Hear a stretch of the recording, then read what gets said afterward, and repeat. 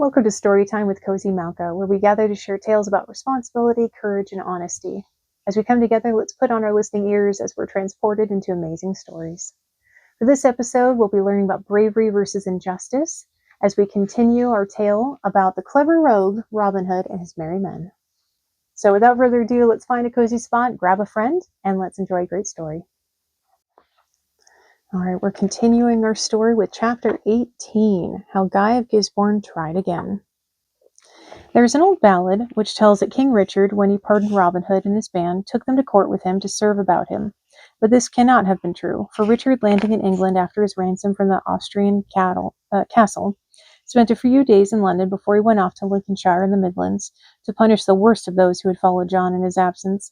And when he returned to the capital, it was but to raise money and assemble his men for the journey to France, from which he never returned. He spent only 3 months in England at this time, so it was much more likely that he made Robin warden of Sherwood, knowing that he who had hunted the king's deer would know how to guard them from other hunters. He had not left England before Robert de Renault, sore and angry over Robin's pardon, sought audience with Prince John, and put before him what he called this monstrous injustice of the royal pardon for the outlaws. John nodded, understanding. Wait, sheriff, he bade, for my royal brother hath many matters on his hands at this time. You shall give me the names of these men, and I will send you a full deed of outlawry against them, which you shall hold till I give you word to publish it. For John had not forgotten the archery contest at the Nottingham tournament, nor how Robin Hood had threatened him with one of his arrows. So Sheriff Robert went back, while Robin, with Little John, Friar Tuck, and most of the men of his band still remaining with him, took up his duties at the forest. Then after Robert de Renault and his brother the abbot had a talk, off went Abbot Hugo to Prince John to tell the tale of his loss of 1,500 marks. But he did not tell how King Richard had bidden him wait for trial for his own crimes. He went back to Nottingham with a letter for his brother, bearing John's signature, and bidding him proclaim Robin Hood and his men outlaws once more. The news came like a thunderclap to the men of the band. Much the miller's son, whom Robin had put in charge of Locksley Farm when he claimed it back as his right, was in Nottingham when the crier proclaimed the news, and the city buzzed with excitement over it. Much went hastening back to Locksley, for he knew that Robin himself with Marian were due to visit him the next day. While there were the men about the farm to warn as well, lest they should be taken and hanged as outlaws. It was then late spring, and much came back towards Locksley in the dusk of the evening, but with light enough to see the gleam of armor about the homestead. Guy of Gisborne, sent by the abbot of St. Mary's, had laid an ambush about the place, but much as forest training had made his keen eyes, and instead of making for Locksley, slid away into the forest, and made all the haste he could to the secret retreat in which Robin and Marian still lived, with their faithful followers around them. Good Robin, said Much, we are all dead men. Say no more, said Robin, for there's an old proverb that dead men tell no tales, yet here you come with a tale. Robin, the sheriff of Nottingham hath proclaimed us all outlawed again, for I heard it cried in the city this day. How did that once before, but we were not dead for it then, Robin answered composedly. And St. Mary's hath set an ambush round Locksley homestead, Much went on in his tale, to catch any of us who come there. Right good news, Robin answered. I will twist Master Guy's tale for him, and if these good men are willing, we will set an ambush round his home. For if a good game is started, at least 2 shall play at it, by all accounts. Robin, you seem to be no bit alarmed by this news, Little John remarked. Alarmed? Robin said and laughed. Nay, for a while I have been warden of the forest, I have had but a certain number of the deer allotted to me for our eating. Now we have the lot, Little John, and other things as well that we have missed since we left off being outlaws. What will you do then? Little John asked. Well, said Robin, first off we will get Friar Tuck to roast the haunches of venison that we had hung up for tomorrow.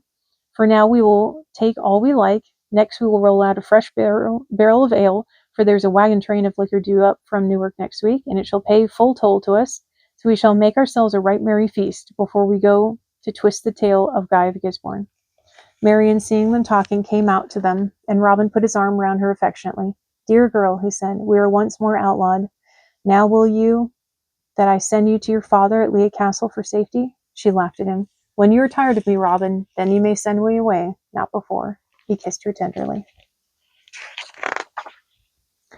Now tell Friar Tuck to cook his hardest, for we will all feast late this night, he bade. Bid him take venison, and spare not, for all is ours again. And at dawn we will set out for Gisborne Grange, while Guy keeps watch over Locksley. My part, methinks, lies in the tapping of the new barrel, Little John said. Much, come and lend me a hand with it. Roll out 2 barrels, Much, Robin Hood added, for if Little John and the friar get at one, there will be little left in it for us. It was, as Robin had said, late when they began their feast, but there was an air of merriment and jollity about it which had been lacking of late. Little John sang a spirited song, while Robin made sweet accompaniment upon a harp, for, with King Richard overseas again, prelates and barons had felt themselves free to do as they liked with the common people, and as the king's man, Robin had to keep up with the law, and let pass many an act of tyranny that he would have checked had he been outlawed and King of Sherwood, as he was now once again. They had barely settled to their feast when in came Will Scarlet, who, since they had the royal pardon, had gone into partnership with old Much the miller, but now learning that he was not safe outside Sherwood, returned to Robin's band. Friar Tuck gave him a roaring welcome. "Hail, good Will! Come and drink with me, and eat between whiles. Here's a deer better than any we have shot in the old days, and I know a fat herd where your bow may be useful. Come to me, good Will, and let me but pat you on the back once." "Nay," said Scarlet, "for if you pat me, as you call it, I shall have no breath left to feed it. I will sit here by Much, who eats only enough for one man, for he who shares a dish with you, friar, must bite hard and fast if he would get a bite at all." "So at Ravenscar," said Little John, "we had but the one venison pasty between us, and the friar took one bite." "And Little John took one bite, and where was the pasty?" said the friar roared. "But there is a second cask of good ale, Will, for Little John got at the bung of the first, and it is not but an empty cask." "Mayhap you smelt it," Scarlet suggested. "I have a strong nose," said Friar Tuck, "but it is not strong enough to draw a bung from a cask. Will, eat, man, for the deer are all ours." So they feasted right merrily, with Marian to grace their feast, and Robin Hood revolving plans for the future in his brain. In mid-morning of the next day, Guy of Gisborne and his men tramped back, hungry and weary, from keeping useless watch on Locksley Farm, for neither Much, whom they expected to find there, nor anyone else had appeared for them to catch. Guy looked forward to rest and refreshment at his grange before going on to report to Abbot Hugo how the outlaws had got wind of his ambush too soon. But from behind a hedge, nearly a quarter of a mile distant from his place, some 80 heads bobbed up as he came on with his men, and a flight of arrows sang about their ears and rattled at their harness, except for 3 of them, who went down, 2 with arrows through their legs and 1 shot in the shoulder. Guy's men turned and bolted for cover like shot rabbits, and Guy himself followed them, cursing as he ran. "Stout fighter," Robin remarked sarcastically. "In case he lose himself, we will light him a fire, that he may see his way home when he looks round again."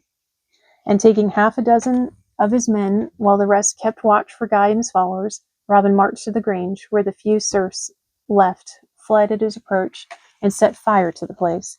He left the ricks and cattle sheds untouched, but soon the stone house was wrapped in flames, which licked off the thatch and poured skyward in a dense column of black smoke, visible for miles around. "Now," said Robin, as he led his men away, "let Guy warm himself." And thus ended Guy's second attempt at catching Robin Hood, which, since the grange was the property of St. Mary's Abbey, left Abbot Hugo a very angry man, swearing vengeance on Robin and his band. Thank you for joining us for Story Time with Cozy Malka. We'd love for you to share with our friends what you've learned from tonight's tale. Join us next time for the continuing adventures of Robin Hood.